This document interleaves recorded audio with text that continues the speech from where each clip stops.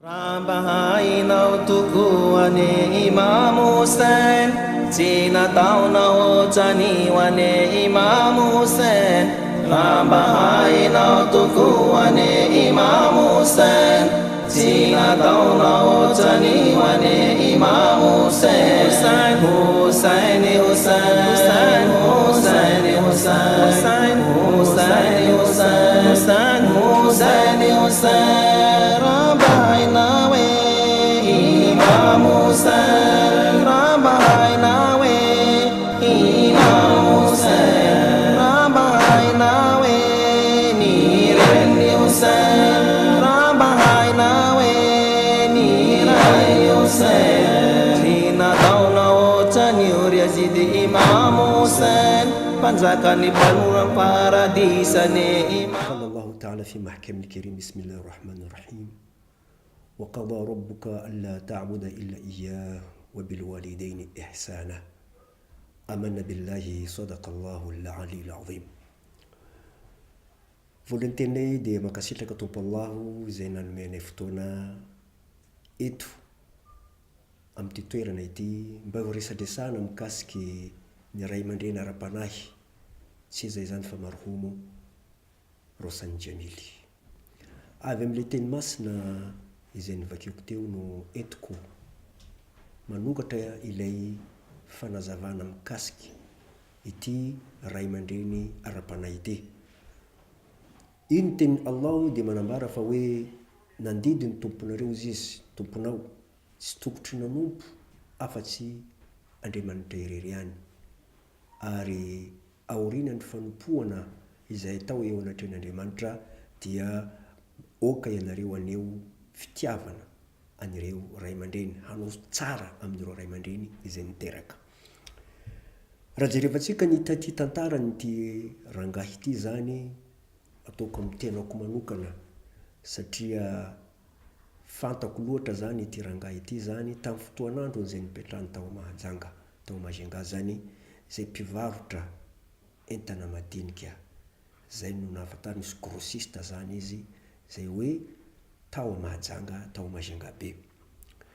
Anisan'ny olona izay efa nanana fitiavana tanteraka ny finoana Islamo izy hatrizay, ary tao anatin'izany fotoana izay resahako zany dia nanao izy anisan'ny ray aman-dreny tao anatin'ny fikambanam-be ny Silamo malagasy, izy zany nisolo tena n'ireo Goja Ralay Karana. Tao anatin'izany no nahafantaranay azy dia nanomboka izay hoe nanana faneraseranana taminy zany dia nitady mpianatra mba hianatra any ivelan'ny Madagasikara. Dia nitady tamin'izay fotoana zay moa ny tenanay dia tsy nahazo anjara tamin'ny 84 zany 1984 fa ireo namana sasany kosa dia nahazo izany pahasoavana izany ka lasa tany ivelany tany Nairobi tamin'izany fotoana zany.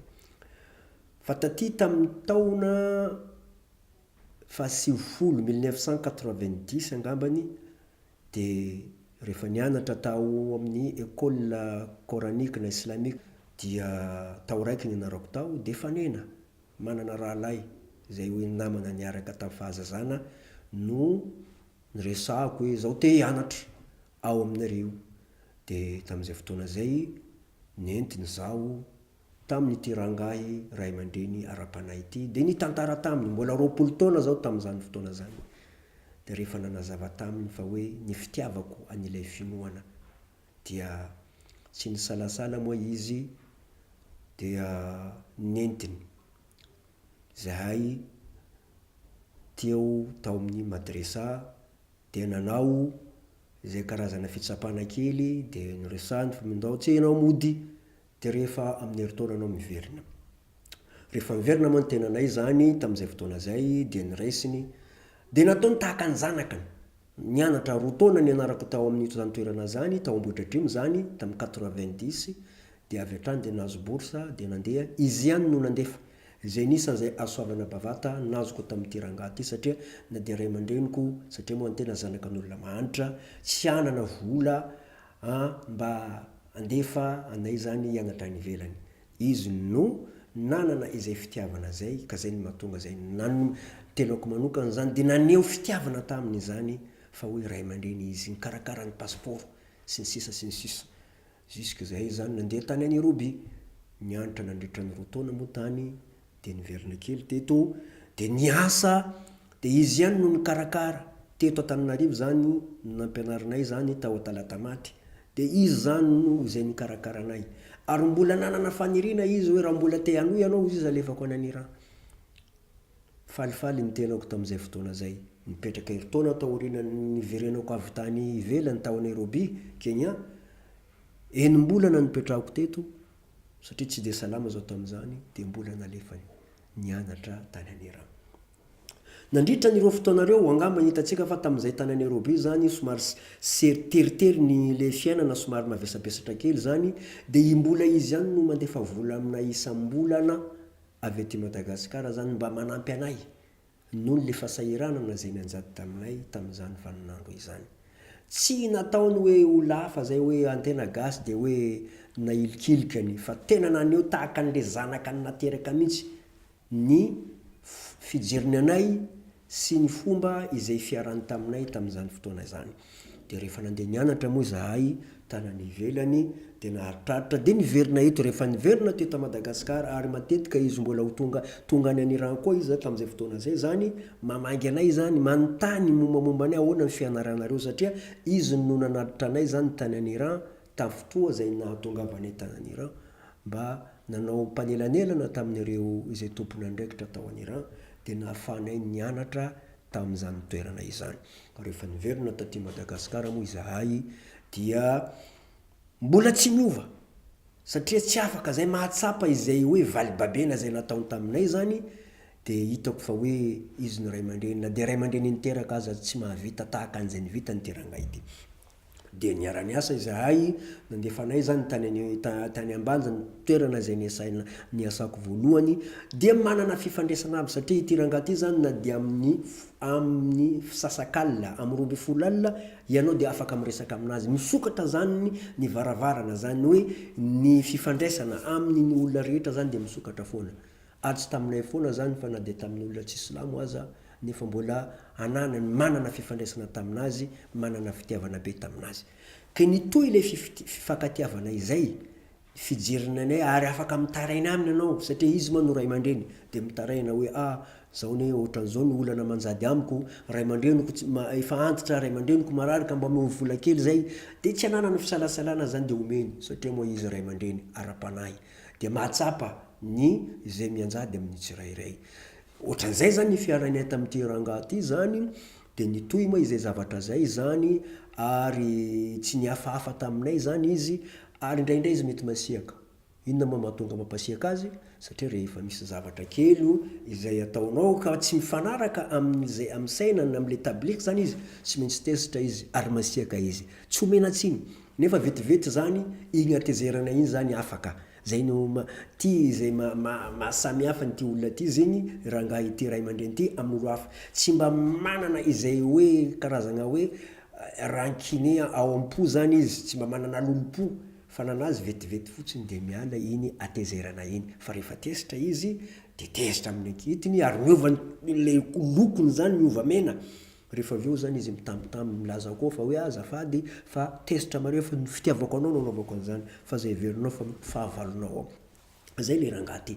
De inona zany zavatra tadiavinao aminazy, raha fa misy izy de manome anao télé izy, rehefa tsy manana télé na de omeny. Zay anisan'ny zavatra nazona ty, afaka mitrosa vola aminy anao, de ho tapany tsikelikely zany na moto zany na inona de afaka omenanao.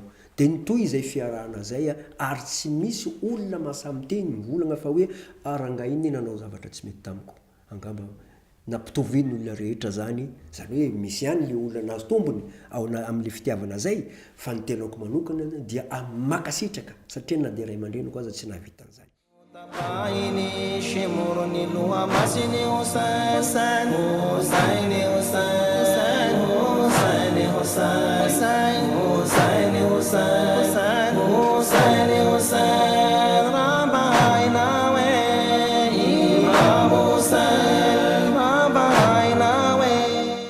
Ny tenako izay miresaka aminareo moa dia Cheikh Bekamish Soale, ny tena anarako moa dia Bekamish Soale.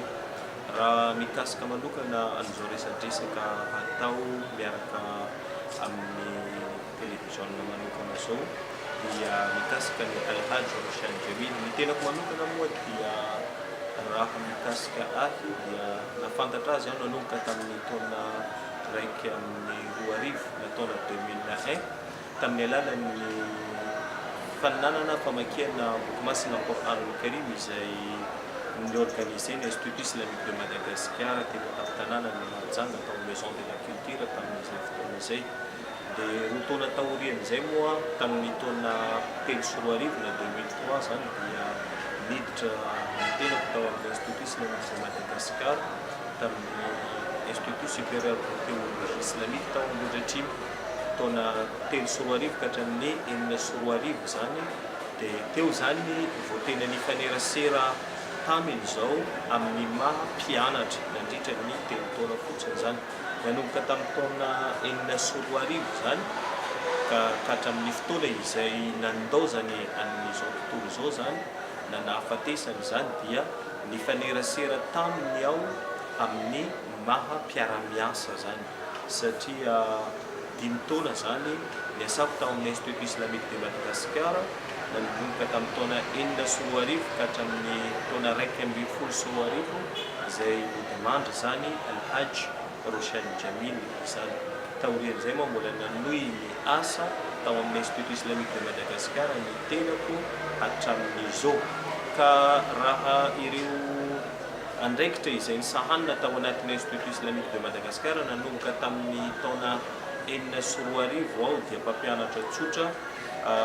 Taona 7 aho dia nanomboka nitantana ny madrasa Al-Muntazar izay resahana amin'izao fotoana izao ka hatramin'ny taona 12 nandritra ny 5 taona teo zany taorian'izay dia nanohy ny asa tany Antananarivo nandritra ny taona anankiray.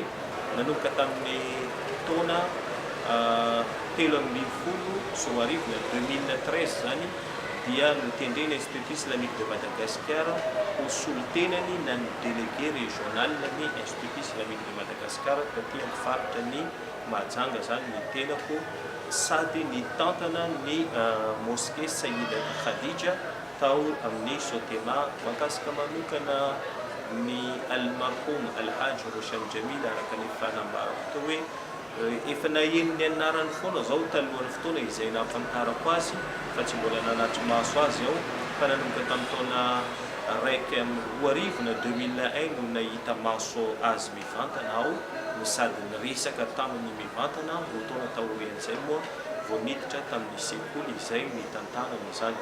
Ka nanomboka tamin'ny fotoana nampianatra antena zany ny tenako zany sy juska fotoana izay niarana niasa taminy dia hita anisan'ny zavatra hita nampiavaka an'ny almarhum Alhaj Roshan Jamil zany ny fampitoviany ny zo zany izay olona entiny rehetrarehetra rehefa mpianatra nareo dia hita hoe mitovy zany zay fitiavana zay.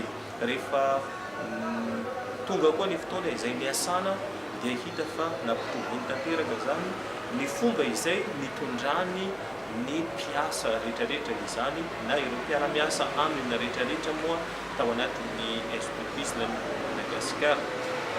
Tsy ndreko manokana eto moa satria tamin'ny fahavelomany matetika dia mandà foana zany izy amin'ny fomba fijery hoe izahay dia mpiasa zany eo anatrehany fa mametraka foana izy hoe isika dia mpiara-miasa zany satria ny patrontsika dia Allah subhanahu wa ta'ala sy Imam Zaman Ajalallahu ta'ala Farajahu Sharif zay zany no anisan'ny zavatra napetraka ny hatrazay nampidiriny tao anatin'ny sainan'ny olona rehetrarehetra izay niaraka taminy fa hoe mpiara-miasa tsika fa tsy nisy zany zay hoe fieritreretina hoe izy mpiasa zahay mpiasa ary izy kosa no mpampiasa zany fa mpiara-miasa nabarana atsika isika rehetrarehetra eto dia samby miasa amin'ny Allah subhanahu wa ta'ala samy manao asan'ny Andriamanitra no sady manao asan'ny Imam Zaman Ajalallahu ta'ala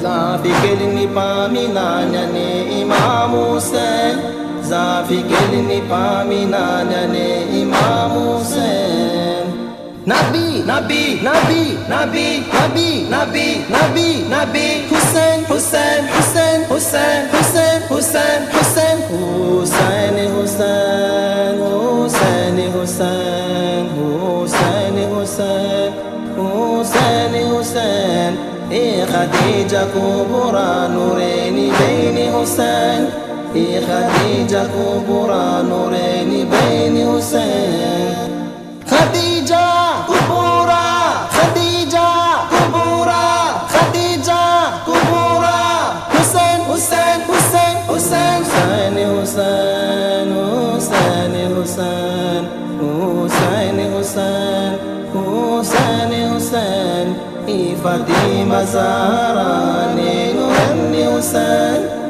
Fatima Zahra Nurani Hussein, Fatima Zahra, Fatima Zahra, Fatima Zahra, Hussein, Hussein, Hussein, Hussein, Hussein, Hussein, Hussein, Hussein, Hussein, Hussein, Hussein, Ali Amirul Mu'minin Nurayn Hussein, Ali Amirul Mu'minin Nurayn Hussein, Haydari ya Ali, Haydari ya Ali, Haydari ya Ali, Ali, Ali, Ali, Ali, Hussein, Hussein.